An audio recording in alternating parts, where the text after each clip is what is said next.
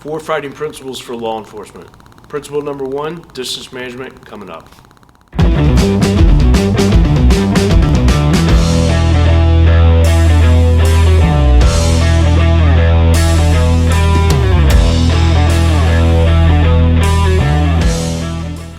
Hey, what's going on, guys? Kevin and Dan back from Guard Defense Solutions.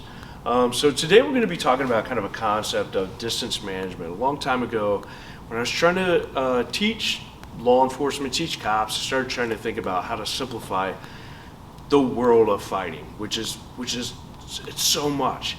And so I was trying to boil it down into these like kind of concepts. Like if you could get these concepts or these principles that would help you, even if you forgot all the details, if you could remember these ideas, that it would make a more advantageous position for yourself in any kind of physical confrontation.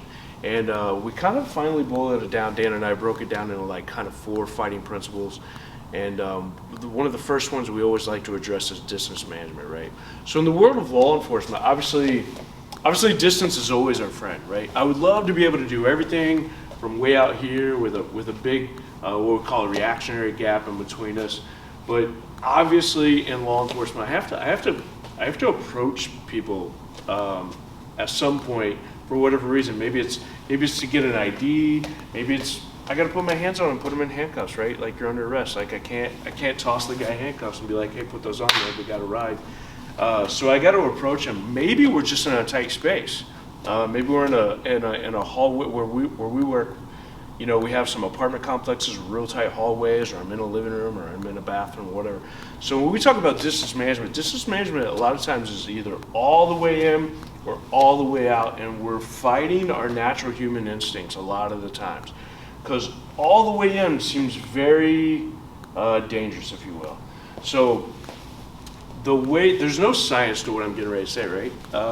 When we came up with the distance in which we would start reacting toward a danger versus reacting away from a danger is about, if both people stuck their arms out, about that distance. So anytime I'm out here, and if I saw a danger, if Dan created a danger from all the way out here, and yep, he presented the let's go dude, I would create more distance. I'm not going to be like, distance management, I close the distance, right? I don't charge towards my threat. But at a certain point, once I'm so close, what is against kind of a lot of our human natural instincts is to close the distance. If I see this threat in this particular distance range, I actually need to be closing the threat. For the simple reason is, if this, let's say it's an overhead punch or a strike or whatever, this kind of sucker punch, if I see this right here and I start reacting away, I'm stepping backwards, I'm stepping blindly behind me, I don't know where I'm going, and he's tracking easily. He can just follow me and just keep this attack coming. So I actually need to react toward my danger and not away from my danger, which again, it takes a little bit of mental mapping to get that into your wheelhouse. The way I do it is I think to myself, I kind of picture that line on the ground, that when I'm walking up to somebody and I know once I'm within that space, I'm watching his body language. If I see any threatening maneuvers, I know to come in and start defending myself. And we can talk about protection against different strikes and stuff like that. That's a whole different lesson, but I just want to talk about distance management. So our philosophies too are, we're very clinch oriented. Jump in anywhere you want. Okay. We're very clinch oriented. We don't like the concept of like 2 guys squaring off. I get here and he squares off and I stand up and we start getting after it, right? And then the best boxer wins, or the lucky boxer wins, right? He's just drunk, swinging purses, and he clips the old button and I'm out on the ground. I don't want that. So, and let's face it, cops don't train boxing regularly, right? Maybe an in-service training once a year where they maybe learn some striking and then it falls away. So at that point it just becomes luck or puncher's chance. Yeah, absolutely. I mean, if you really have the striking know-how, which takes a long time to develop. I mean, if you're enrolled in boxing or Muay Thai and you have distance management under control and your footwork and Even then, I wouldn't suggest it. I would suggest kind of clinching, controlling. We're very control-oriented, clinch-oriented. So that distance management helps a lot with that. So I'm out here. I've got to ask my subject for an ID or whatever, and I come in, and once I've made that decision, once I've kind of made up my mind, hey, I gotta enter my fellow's space here.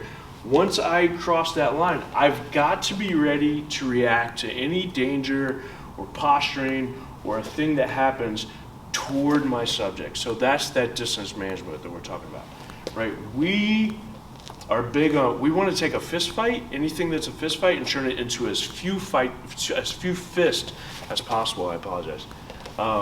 So I don't want to be out here and we're swinging for the fences. So if I can flinch or react toward my opponent in here, if I forget everything else, the techniques of different types of blocks or clinch or whatever, if I can just react towards it, boom, and I'm tight, it's really hard. Can he hit me from a tight position? Yes, he can still strike me, right? So even if I forget everything else, but I know those 4 principles, right? And principle number 1 being distance management, I've observed a threat. I went to get the ID. I see the sucker punchy thing coming. If I can just avoid the knockout blow, right, he wants here. If I can just avoid this anyway, maybe I take a shot off the melon, but I've closed in, and I took a little ouchie on the head. The ouchie's okay. I need to fight through that. And maybe I just know bear hug. That's all I can remember. I couldn't remember any of the techniques from a guard seminar or some other seminar you took. If I could just remember bear hug. Even from this tight position, can he hit me? Yeah. But I can start moving my head around and start getting all these different positions, and it makes it really hard. Can he hit me? Yes. Can he tee off on me and knock me out? Not likely, right? We have that primary distance where it's most optimal for him to knock me out. Here, that's why we have that distance that I've arbitrarily picked, those two arm lengths, right? This is the knockout blow. This is that full impact blow. Way back here, it's nothing. All the way in, I've reduced this quite a bit. All the way in, I've reduced it a significant amount. So that allows me to kind of get into that fight, go clinch, we've reduced that fight again down from 1 fist. He got 1 shot off. That was his 1 shot. If I react backwards, we're not doing that. He's getting plenty of shots off, right? If I go away, boom, 1, 2, 3, he can follow up. We're just swinging for the fences, both of us. Best man win. Luckiest man wins. Yeah, and most likely luckiest man. So 4 fighting principles. We'll be covering more principles as the videos go on, but that's our principle number 1, distance management constantly. Anytime that I find myself in a tight space, maybe it's that hallway, maybe I got to start from a distance and work my way in. Anytime that we're in that position, you got to be ready to react toward the danger and not away from the danger. Very, very important.